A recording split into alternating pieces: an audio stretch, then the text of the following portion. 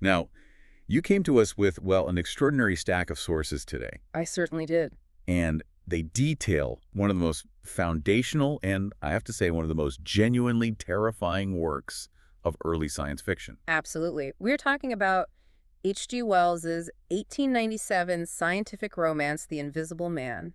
A book that just dives headfirst into the abyss of what happens when you get this unprecedented genius that is completely, totally divorced from morality. And our source material provides a deeply granular analysis of it. It goes so much further than just the plot. It really examines the immense cultural and ethical anxiety that this book captured at the turn of the 20th century. Right. It's a detailed look at the character of Griffin, a man whose scientific ambition literally erases him physically, but and this is the cruel irony of it all, it just amplifies his monstrous internal nature for the whole world to fear. So our mission today is to really unpack how this foundational text, which is what, well over 100 years old now, It is. managed to perfectly predict some of our most complex modern anxieties. Yeah. I mean, we're talking about the seductive power of anonymity, the moral price of genius. The psychological impact of profound isolation. Exactly. This isn't just a literary analysis then. It feels more like a look at a blueprint for a kind of 21st century social collapse. Okay, let's unpack this. Let's do it. So let's start with the big question. Why should you, our listener, living in a world of AI and, synthetic biology, care about a scientist who wraps himself up like a mummy in a cold, damp English village? And the reason is in this one core statement that just jumped out of the sources at me. That's that. This story predicted the darkest side of the internet, the power of anonymity, completely freed from social consequence over a century before the first computer was even conceived. That's it. That analogy is everything. It's the key to the whole thing. It is, because when Wells wrote this, invisibility was the ultimate scientific fantasy, right? It was this theoretical peak of human achievement. But today, we get that same operational anonymity, not with a lab, but just by logging onto a keyboard with an untraceable username. The relevance is staggering because Griffin immediately runs into this fundamental paradox of anonymity. Tell me more about that paradox. Yeah. Because on the surface, he thinks he's found the ultimate freedom, the ability to do anything without being seen. But, as the sources suggest, that freedom instantly becomes the ultimate prison. Precisely. Freedom and visibility they're inextricably linked to the social contract.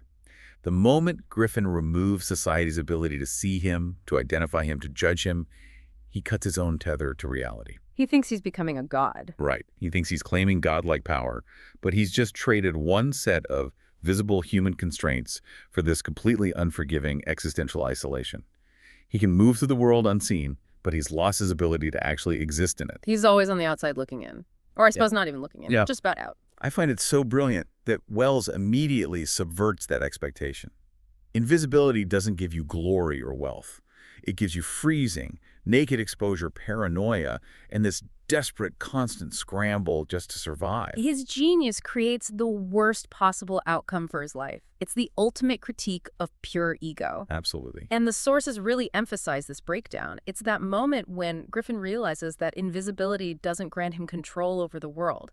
It enforces this total, terrifying separation. He can't eat without revealing his mouth. He can't sleep without fear of being stepped on. And that separation, that lack of human recognition just breeds contempt. It does. It's a psychological distance you need for that kind of toxic, consequence-free behavior. When you're disconnected and you're unidentifiable, the source of your actions just vanishes. And what rushes in to fill that void is entitlement and, well, rage. And if we map that back to the modern analogy, it's not just about hiding. It's the idea that if nobody knows who you are, you feel completely justified in doing things you'd never, ever dare to do otherwise. Griffin's descent into violence isn't some slow burn. It's almost instantaneous once the physical and psychological burdens of his condition really settle in. The book basically argues that visibility is a necessary component of morality. It's the threat of social shame, right? Or legal consequence. That's what maintains order. When Griffin removes his face, he functionally removes his conscience. He's driven by a nihilistic ego, which makes his stories so much more than an adventure. It's a warning. A warning about the fragility of the whole social order. Yes, what happens when that basic mechanism of identification just breaks down entirely? So for anyone who might not be familiar with the specifics, let's set the scene a little. Okay. The story starts not in some grand, bustling city lab, but with this immediate sense of dread. It opens in the small, provincial, completely visible village of Iping. And it's buried under the, as the book says, the cold fury of a terrible winter blizzard. And through that chaos, in January, this bizarre figure appears, striking his way to the Coach and Horses Inn. And the man is just a walking contradiction.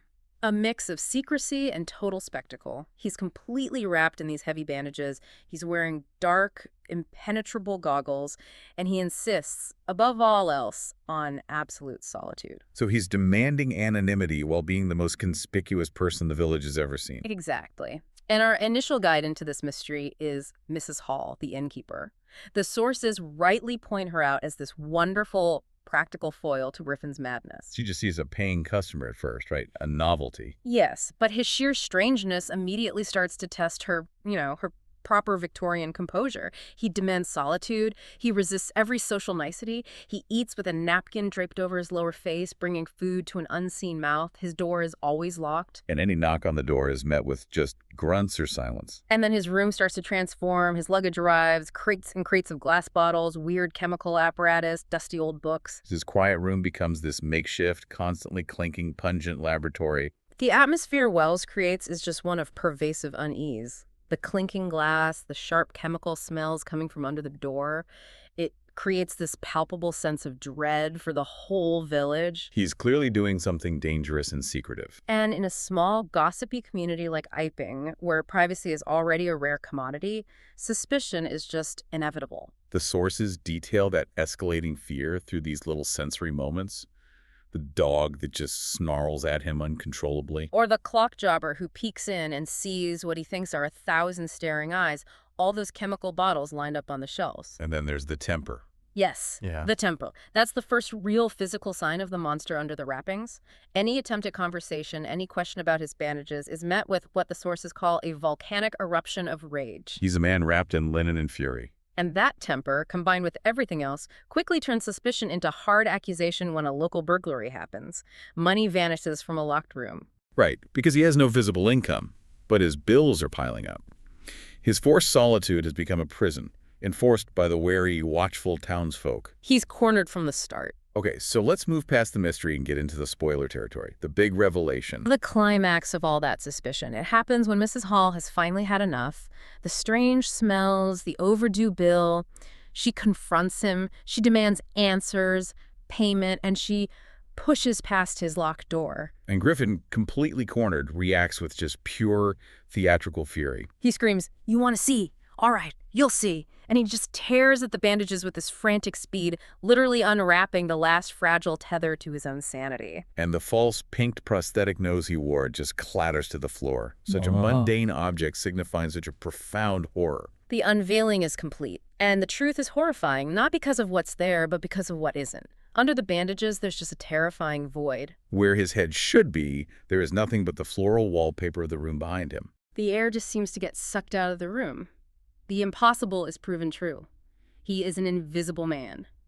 Mrs. Hall's scream is that primal human terror of encountering the scientifically unnatural. And this is where we finally learn his identity. Yes, he is Griffin, a brilliant but very solitary university medical student who has shifted his studies into experimental physics. And crucially, the sources note his pre-existing condition. He was an albino. A man already pale and set apart from the world. His physical difference, his invisibility, it just completed the physical manifestation of the isolation he had always felt. His scientific obsession was the physics of light. He theorized that if a body's refractive index could be made identical to air, and if all the pigment could be bleached from the cells, the body would become completely transparent. It's stunningly detailed, brilliant science. But the sources are very clear that the moral chaos started long before the experiments ever did. the research was incredibly expensive. Monumentally. And this is the first catastrophic moral failure. He drugged his own father to steal money that was being held in trust. And the consequence of that was, His father, disgraced and believing the money was just gone, committed suicide. Griffin admits a flicker of remorse, but that massive ethical breach was just extinguished by the burning urgency of his scientific ambition. the discovery mattered more than the life he ruined. That's the moment he stops being a scientist and starts becoming a monster. And his next step proves it completely. The cat. The cat. A horrifying detail that often gets glossed over. He experiments on a stray cat first, rendering it transparent, transforming it into what the book calls an unseen, wailing menace. The creature of perpetual terror and pain. And only after that does he subject himself to the agonizing, burning pain of the final process. And he'd done it. He achieved the pinnacle of his goal. But the physical reality was the inverse of triumph. He was naked, freezing in the winter air, utterly vulnerable, a ghost being bumped and trod upon by the London crowds. So he sets his apartment on fire to destroy the evidence and flees. A naked, invisible fugitive. His journey to Iping wasn't to find sanctuary. It was a desperate, panicked scramble for warmth, for clothes, and ironically, for a cure, or at least just solitude. His invisibility wasn't power, it was a devastating disability. This incredible story, this deeply flawed genius, it didn't just appear from nowhere. It came from the mind of Herbert George Wells. Born in 1866. And our sources paint Wells as much more than just a successful writer. He was, you could argue, a prophet of the scientific age. He was uniquely positioned to see all the changes happening around him. Absolutely. He was writing at the exact pivot point between the certainties of the 19th century and the radical new uncertainties of the 20th. It was a time of breathtaking discovery. X-rays had just been discovered, electric power was becoming common. The very theories of physics were being rewritten, and this created an atmosphere of what the sources call boundless optimism about human potential, mixed with a profound, deep, creeping anxiety about where all this new power was heading. And he captured that tension perfectly. He did. The Invisible Man is a key text reflecting that anxiety. The fear that incredible power achieved without any moral consideration could lead directly to creating incredible monsters. He was essentially asking the scientific community, okay, we can do this, but are we mentally and morally prepared for the consequences? And Wells's genius was translating that huge social context into a personal, thrilling story. Griffin is the human face of that technological advancement, or the lack of a human face. His moral framework just failed spectacularly to keep pace with his intellectual achievement. The book is Wells projecting the philosophical crisis of his time onto one deranged, solitary genius. And we have to place this book in his career, right? 1897, this was his golden period. It followed the time machine and came just before the War of the Worlds. He was defining a new genre, the scientific romance, where the science wasn't just window dressing. He was using fiction to dissect these deep social and ethical questions. For Wells, science was the lens through which he explored philosophy. And that perspective was rooted in his own life, wasn't it? He wasn't born into wealth. Not at all. He was from a lower middle-class family. He struggled for his education. And that background gave him a unique perspective on social structures. He was a social reformer, and many sources suggest this fueled his concern about power landing in the hands of the unaccountable elite. Which is the very definition of Griffin. He believes his genius exempts him from all the normal human rules. He uses the spectacle of invisibility to critique the entire social contract of his time. With his power, he literally tries to tear down the class barriers and social norms of Victorian England through just brute force and chaos. To really appreciate why this book hit so hard in 1897, we have to recognize the sheer, dizzying speed of change that was happening. Exactly. This was an era where scientific discovery wasn't just in remote labs, it was rapidly, visibly changing daily life. The book is a potent warning about the speed of that change, and more critically, the lack of any ethical foresight to contain it. And Griffin is the personification of that anxiety.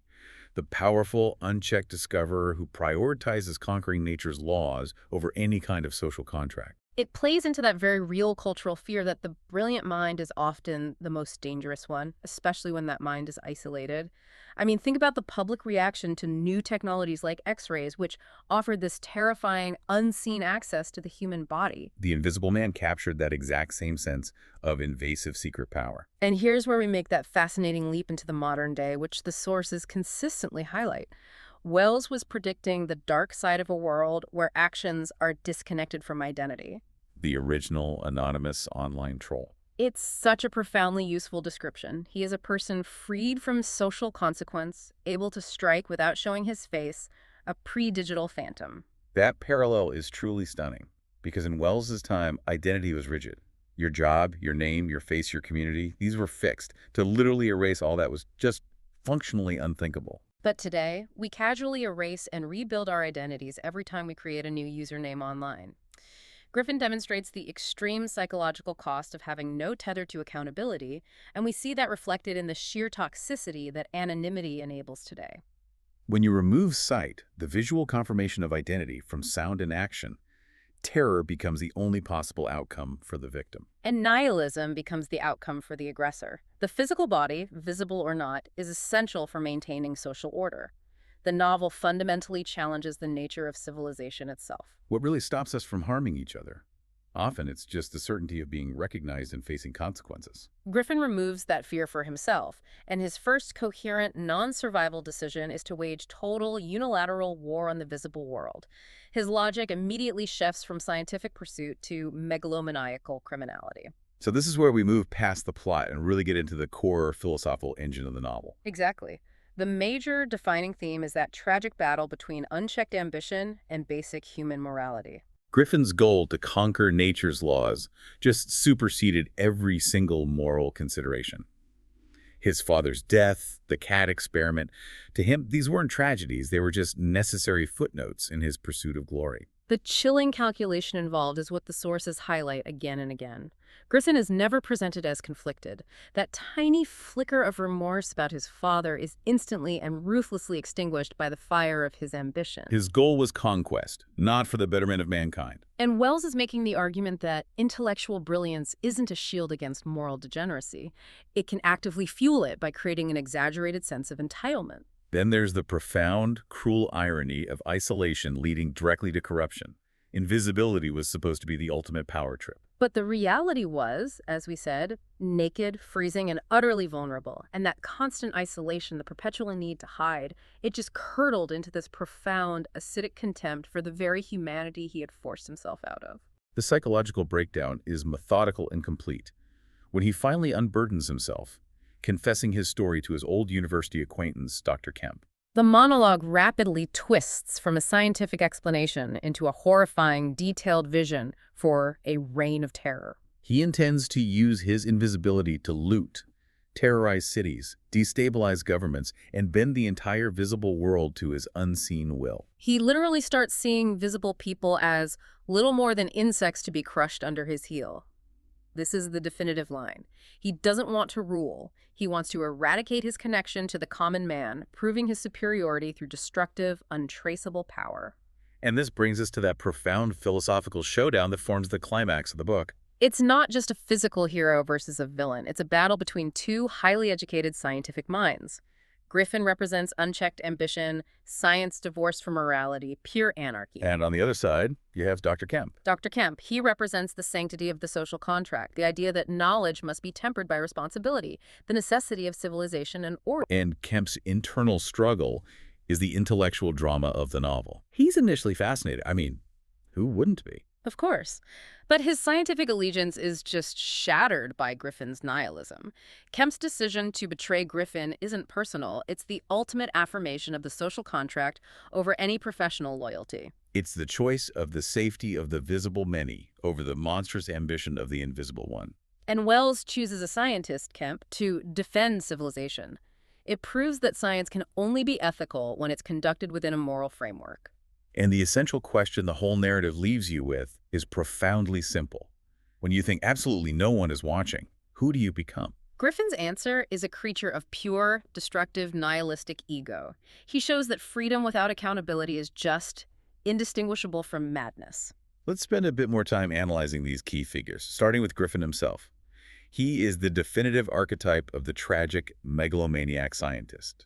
A figure we see repeated throughout modern literature and cinema, and the sources draw attention back to the fact that he was an albino, already pale and set apart from the world. So his physical difference had already instilled a sense of separation before the vanishing even occurred. Invisibility, therefore, just externalized the profound isolation he already carried.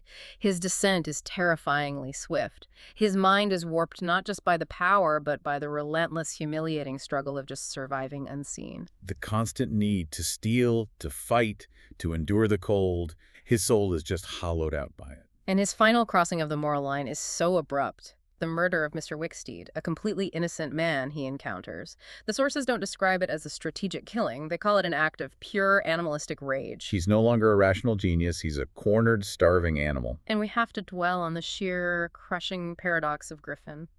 He is simultaneously all-powerful and utterly helpless. He can steal from locked rooms, but he has to be naked all the time. He's exposed to the elements, rendered visible by rain, and he's constantly struggling just to exist. His godlike power demands this exhausting, naked struggle just to maintain a fragile existence. He is enslaved by his own discovery. So let's move to his counterpart, Dr. Kemp, the voice of reason. Kemp is presented as an intellectual pillar of society, a scientist, but one who adheres to the rules. His motivation is initially just pure scientific curiosity. He gives Griffin clothes, food, sanctuary. Eager to hear the details of this unprecedented breakthrough. But his academic interest turns abruptly to ice-cold dread when he hears Griffin's chilling plans for the Reign of Terror. He quickly realizes he isn't hosting a colleague. He's hosting a nascent force of pure anarchy. His scientific duty is rapidly and rightfully overcome by his civic duty. And his choice defines him. He chooses the safety of the visible majority over the ambition of the invisible individual. He betrays his old acquaintance, writing to the chief of police. So he transforms from an academic observer into the instrument of society's defense. He uses his intellect, his understanding of strategy and logic, to counter Griffin's chaotic emotional intelligence. He doesn't invent a counter-invisibility formula. He uses common sense, social organization, and communication. The very pillars of the society Griffin wants to destroy. Exactly. And finally, we should acknowledge Mrs. Hall and the villagers. They represent the sturdy, practical, resilient, visible world. Their initial fear hardens into grim resolve once murder occurs. They are the grounded reality that Griffin attempts to shatter. But ultimately, they are the ones who marshal the common sense and collective effort needed to fight back. They embody the strength of community. You know, for anyone who loves the craft of writing, Wells's narrative strategy here is just a masterclass in suspense. It is. It doesn't start with a spectacular act. It starts with an atmosphere of dread and mystery. The opening chapters rely entirely on the visual absurdity and the unsettling incongruity of this bandaged man in a quiet English setting. That pacing is what makes it so engaging. The suspense is generated by what we can't see, and the narrative structure is a perfect escalation model. It moves so logically from the claustrophobic mystery in Iping To the intellectual debate and strategic planning in Kemp's study. and finally to the large-scale, terrifying public manhunt and outright war in Port Burdock. It's a perfectly calibrated escalation that keeps you perpetually on edge. And the climax of that, the symbolism of the unveiling, is one of the most powerful moments in the book. The theatrical, frantic unraveling of the bandages is literally the unwrapping of the last fragile tether to his own humanity. The removal of the mask doesn't reveal a person, it reveals the absence of one. He completely transforms into the monster. And we cannot discuss the style without emphasizing the power of the voice. Griffin is frequently reduced to a disembodied voice that could only inspire terror. That technique dramatically highlights the disconnect created by his power. He can act, he can speak, but the lack of an identifiable source for those actions is what drives people mad with fear. The voice becomes synonymous with vengeance and megalomania. It makes it impossible to retain sympathy for him, even after you learn his tragic backstory. Wells brilliantly underscores that human society relies fundamentally on sight to assign identity and responsibility. When that critical link fails, all that's left is chaos. And the voice is the sole, horrifying conduit of that chaos. It's a profound exploration of alienation. So when it was first published in 1897, The Invisible Man was an immediate sensation. Because it tapped directly into that widespread anxiety about the ethical implications of the scientific boom. Readers recognized the fear of unchecked, solitary discovery. It was groundbreaking because it was a profound inversion of the expected scientific tale. It wasn't about a scientist struggling to do good, like Dr. Jekyll. It was a brutal narrative warning that the acquisition of power instantly corrupts. And the sources confirm that the book's conclusion provided a critical and maybe comforting message for the Victorian audience. Kemp's betrayal and the collective reaction of the town showed that society, though initially helpless, could successfully fight back with ingenuity and common sense. A reassuring moral that collective organization could defeat even the most radical individual threat. And its status as a timeless creation is deserved because its core themes, isolation, morality, vulnerability, they're all universally applicable. The initial novelty of the science faded, But the philosophical problem embodied by Griffin endures. We look back now through the lens of modern digital life, and we see Wells as a chillingly accurate futurist. It's no longer a discussion of a chemical process, it's an analysis of the psychology of the unseen individual. The narrative provides a perfect framework for understanding online phenomena. For a society grappling with cyberbullying and misinformation, all driven by that disconnect between action and identity. Griffin's actions, smacking windows, stealing, issuing untraceable threats, they feel acutely familiar. The fundamental human problem of accountability is the same, whether the medium is a secret formula or a secure VPN. The story's influence on culture just cannot be overstated. It really can't. It did more than tell a good story. It cemented the specific trope of the genius whose ambition corrupts him. It's a template used countless times since. The blueprint for the mad scientist turned fugitive genre. Discovery, experimentation, moral decay, betrayal, the manhunt. It's all there. The 1933 Universal film is the most famous adaptation, of course, but it continues to be reimagined. And the longevity of the tale comes down to a simple fact. What's that? Griffin's specific scientific formula might be lost forever, but the true discovery, the profound philosophical problem of anonymity and unaccountable power, lives on. The formula is just the MacGuffin. The internal collapse of the character is the true, enduring horror. Which brings us back to the modern relevance, to Griffin as the original anonymous online troll. The link is so robust because his actions escalate so rapidly once he feels consequence-free. He goes from petty theft to calculated murder and a plan for societal anarchy. It mirrors the radicalization process we see in online spaces, where anonymity fosters escalating violence. Wells gave us a working vocabulary for discussing the dangers of disembodied power, long before that power was technological. He showed that the psychological barrier to violence is sight, the fear of being seen and identified. And when you remove that barrier, the potential for human depravity is immediately unleashed. It's fascinating how such a simple concept, transparency, can serve as such a powerful mechanism for discussing moral opacity. Griffin literally disappears, but his evil becomes more visible than ever before. For me, the most profound insight the sources offer is the cruel irony around Griffin's death. Go on. Only in death could Griffin be seen again. His physical visibility returns only after his moral visibility. His potential for redemption is permanently erased. He spent his life trying to escape humanity, and humanity only recognizes him again when he is a broken, lifeless corpse on the ground. Wow. My key takeaway is the terrifying but also compelling effectiveness of the community fighting back. The sheer desperation of society marshaling its simplest resources against this high-tech threat. They didn't need to invent a counter-invisibility array. No, they needed basic strategy, collective action, and common sense, mostly marshaled by Dr. Kemp. And if you, the listener, choose to read this classic, pay very close attention to the specific weaknesses of invisibility that Wells meticulously details. Right, he's relentlessly vulnerable to cold, rain, bare feet, noise. He can't run across a field of briars, he can't carry weapons without them being visible, and the constant exposure just leaves him exhausted and desperate. It's a crucial reminder that even the most revolutionary power is fundamentally tethered to the fragile constraints of the human body and the natural world. His grand plans devolve into a desperate, frantic scramble for survival. The monster wasn't defeated by a scientific rival. He was ultimately defeated by cold, hunger, pain, and most effectively, the collective, organized action of common men and women. That's the final, potent message. So let's get into some of those fun, specific details. The counter-strategies, because they're so pragmatic. They are.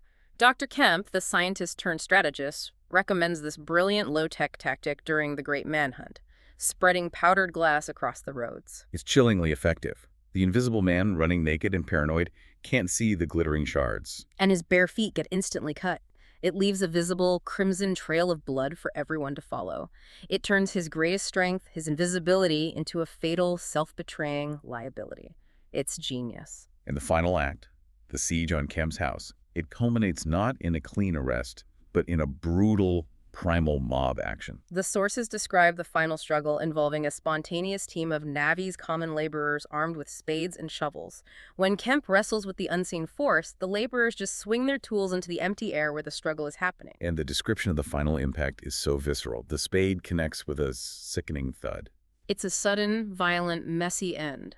It reinforces that the defeat was utterly human, primal, and collective. It took a village, armed with the tools of physical labor, to defeat the high-minded scientific threat. And then, that immediate, shocking reversal. Mm. The scientific achievement is undone the moment life leaves the body. A faint, milky whiteness appears on the ground, resolving into a naked, battered, visible corpse. Griffin, the man, replaces the monster, visible at last. It's the perfect concluding image for a story so obsessed with sight and visibility. His true form is returned only when he can no longer see or act upon the world. He's reintegrated into humanity only as a static object. A warning. This deep dive has really shown us that H.G. Wells gave us so much more than a thrilling story. He gave us a philosophical and psychological roadmap for the ethical dilemmas of the future.